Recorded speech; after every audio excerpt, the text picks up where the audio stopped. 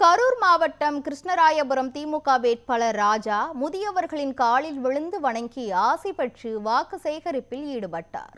கரூர் மாவட்டம் கிருஷ்ணராயபுரம் தனி தொகுதியில் திமுக சார்பில் சி.கே. ராஜா வேட்பாளராக போட்டியிடுகிறார். அவர் தனது தொகுதிக்குட்பட்ட பசுபதிபாளையம், தொழிற்பேட்டை, நரிக்கட்டையூர், வெள்ளாளம்பட்டி உள்ளிட்ட பகுதிகளில் திறந்தவெளி ஜீப்பில் நிர்வாகிகளுடன் சென்று வாக்காளர்களை சந்தித்து வாக்குகளை சேகரித்தார். முன்னதாக வாக்கு சேகரிக்க சென்ற அவருக்கு அந்த பகுதி பொதுமக்களும் நிர்வாகிகளும் பொன்னாடை, மாலை அணிவித்தும் பெண்கள் ஆரத்தி எடுத்தும் வரவேற்பு அளித்தனர். அப்போது வேட்பாளர் ராஜா மூதாட்டிகளின் காலில் விழுந்து ஆசீர்வாதம் பெற்று வாக்குகளை சேகரித்தார். ஏன்னா வரப்போறது திமுக ஆட்சி, அண்ணன் தளபதியினுடைய ஆட்சி வெற்றி வரப்போவது. சி.கே. ராஜா அவர்களுக்கு